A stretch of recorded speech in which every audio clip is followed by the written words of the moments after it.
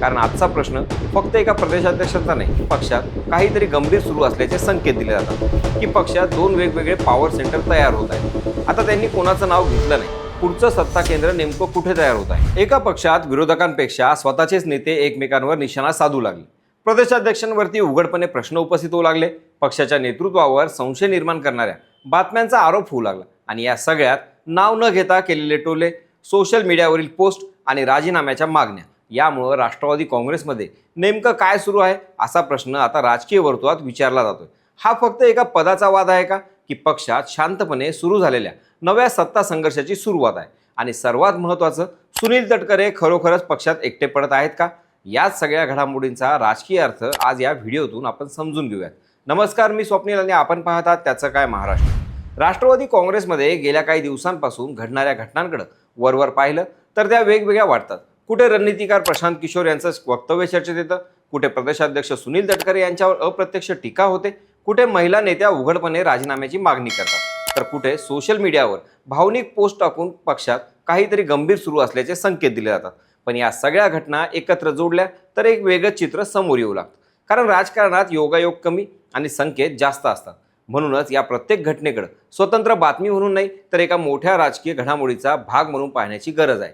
वादाची पहिली ठिणगी पडली ती रणनीतिकार प्रशांत किशोर यांच्या नावामुळे. पक्षाचे राजकीय सल्लागार असल्याचं काही नेत्यांनी सांगितलं आणि त्यांच्याकडून प्रदेशाध्यक्ष सुनील तटकरे सहकार्य करत नसल्याची चर्चा समोर आली.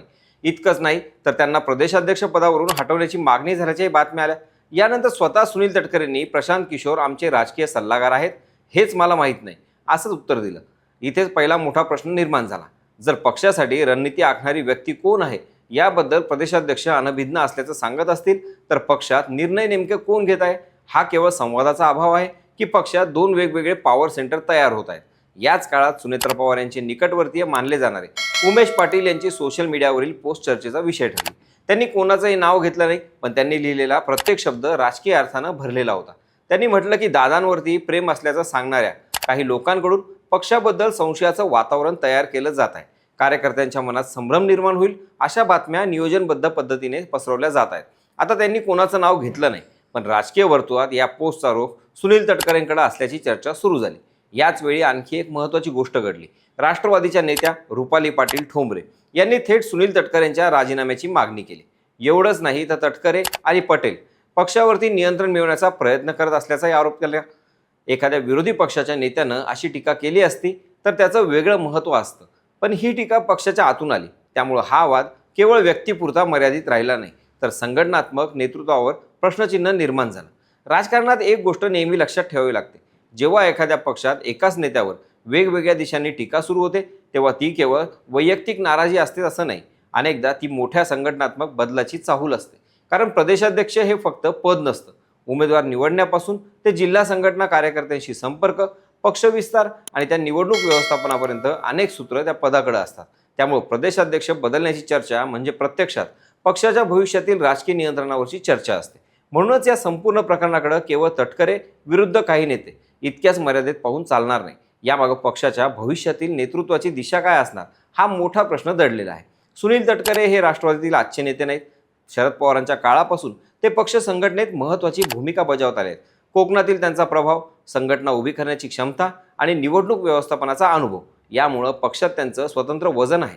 त्यामुळे एखाद्या नेत्यावर नाराजी व्यक्त झाली म्हणून त्यांची राजकीय ताकद एका दिवसात संपते असं होत नाही. उलट अशा वेळी त्या नेत्यामागं उभे असलेले आमदार, पदाधिकारी आणि जिल्हास्तरीय कार्यकर्ते कोणती भूमिका घेतात याला सर्वाधिक महत्त्व असतं. दुसरीकडे पक्षात आता नव्या नेतृत्वाभोवती नवी टीम तयार करण्याचे प्रयत्न सुरू असल्याची चर्चा देखील राजकीय वर्तुळात आहे. प्रत्येक पक्षात जेव्हा नेतृत्व बदलतं तेव्हा नेतृत्वाचा केंद्रबिंदू बदलतो. तेव्हा त्या नेतृत्वाभोवती विश्वासू लोकांची नवी फळी उभी राहते. अशा वेळी जुने आणि नवे नेते यांच्यात मतभेद होणं ही काही नवीन गोष्ट नाही. महाराष्ट्राच्या राजकारणात शिवसेना, काँग्रेस, भाजप आणि राष्ट्रवादी अशा जवळपास प्रत्येक पक्षानं हे टप्पे कधीतरी अनुभवले आहेत. उमेश पाटील यांच्या पोस्टमधला सर्वात महत्त्वाचा भाग म्हणजे त्यांनी वारंवार परिवार हा शब्द वापरला. दादांवर प्रेम असेल तर त्यांच्या परिवारामागेही उभं राहिलं पाहिजे. पक्षाबद्दल संभ्रम निर्माण करणं म्हणजे विरोधकांनाच मदत करणं. अशा शब्दांचा राजकीय संदेश स्पष्ट होता. कारण ही पोस्ट फक्त भावनिक नव्हती, ती पक्षातील कार्यकर्त्यांना एक संदेश देणारी होती. म्हणजेच नेतृत्वावर विश्वास ठेवा आणि अफवांवर विश्वास ठेवू नका. राजकारणात अशा पोस्ट सहजासहजी लिहिल्या जात नाहीत. त्यामागे संघटनात्मक संदेश असतो आता इथे आणखी एक प्रश्न निर्माण होतो, जर पक्षात खरंच सर्व काही सुरळीत असेल तर मग अशा प्रकारे सोशल मीडियावर भूमिका मांडण्याची गरज का पडली? प्रदेशाध्यक्षांवरती अप्रत्यक्ष टीका, त्यानंतर राजीनाम्याची मागणी आणि मग नेतृत्वाचा समर्थनार्थ भावनिक पोस्ट, या सगळ्या घटना एकाच काळात घडणं हा योगायोग मानणं कठीण आहे. त्यामुळे पक्षात अंतर्गत मतभेद असल्याच्या चर्चेला आणखी खतपाणी मिळालं.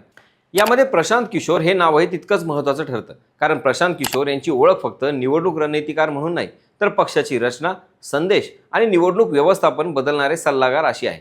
त्यामुळे त्यांच्या नावावरून पक्षात वेगवेगळे सूर ऐकू येऊ लागले, तर त्याचा अर्थ निर्णय प्रक्रियेत काहीतरी बदल सुरू असल्याची शक्यता नाकारता येत नाही. एका बाजूला मंत्री दत्तात्रय भरणे त्यांना राजकीय सल्लागार असल्याचं सांगतात, तर दुसऱ्या बाजूला प्रदेशाध्यक्ष म्हणतात की मला त्याची माहितीच नाही. अशा विरोधाभासी विधानांमुळे कार्यकर्त्यांच्या मनात संभ्रम निर्माण होणं स्वाभाविक आहे. राजकारणात अनेकदा संघर्ष पदासाठी नसतो, तर तो प्रभावासाठी असतो. कोणाचं ऐकलं जातं, अंतिम निर्णय कोणाचा चालतो, पक्षाची पुढची दिशा कोण ठरवणार, हे प्रश्न महत्त्वाचे असतात. आणि राष्ट्रवादीतील सध्याच्या घडामोडींकडे पाहिलं तर नेमकं हेच प्रश्न चर्चेच्या केंद्रस्थानी आलेले दिसतात. पण इथे एक गोष्ट तितकीच महत्त्वाची आहे, अजूनपर्यंत पक्षाच्या सर्वोच्च नेतृत्वाकडून प्रदेशाध्यक्ष बदलण्याबाबत कोणतीही अधिकृत घोषणा झालेली नाही. त्यामुळे सध्या सुरू असलेली चर्चा या राजकीय संकेताच्या पातळीवर आहेत. मात्र राजकारणात अनेक मोठे निर्णय आधी चर्चेत येतात आणि नंतर वास्तवात उतरतात. त्यामुळे या चर्चांकडे पूर्णपणे दुर्लक्षही करता येणार नाही. आता पुढं पाहायचं असेल तर लक्ष 3 गोष्टींकडे असेल. पहिली म्हणजे सुनील तटकरे या वाढत्या टीकेला कसं उत्तर देतात. दुसरी म्हणजे पक्षाचं केंद्रीय नेतृत्व या वादावर पडदा टाकतं की काही संघटनात्मक निर्णय घेतं. आणि तिसरी म्हणजे आगामी निवडणुकांच्या पार्श्वभूमीवर राष्ट्रवादीत नेतृत्व आणि संघटनेची मांडणी नेमकी कशी होते. कारण आजचा प्रश्न फक्त एका प्रदेशाध्यक्षांचा नाही, तर हा प्रश्न आहे राष्ट्रवादी काँग्रेसमधील पुढचं सत्ता केंद्र नेमकं कुठे तयार होत आहे. पक्षात सुरू असलेली ही चर्चा काही दिवसात शांत होणार की याच चर्चेतून एखादा मोठा राजकीय निर्णय बाहेर येणार, याचं उत्तर पुढच्या काही दिवसात मिळेलच. आणि म्हणूनच राष्ट्रवादीतील प्रत्येक हालचालीवर आता केवळ कार्यकर्त्यांचंच नाही, तर संपूर्ण महाराष्ट्राच्या राजकारणाचं लक्ष लागलेलं असेल. तुम्हाला काय वाटतं, राष्ट्रवादीत सुरू असलेलं हे फक्त मतभेदांचं राजकारण आहे की पक्षात मोठ्या संघटनात्मक बदलाची सुरुवात आहे? आणि सुनील तटकरे यांच्या विरोधात दिसणारे हे सूर पुढे प्रत्यक्ष निर्णयापर्यंत पोहोचतील का? तुमचं मत कमेंटमध्ये नक्की सांगा. बाकी राजकारणाच्या आखाड्यात आपली नजर कायम असणारच आहे, तेव्हा कुठेही जाऊ नका, पाहत राहा, सबस्क्राईब करा. त्याचं काय महाराष्ट्र.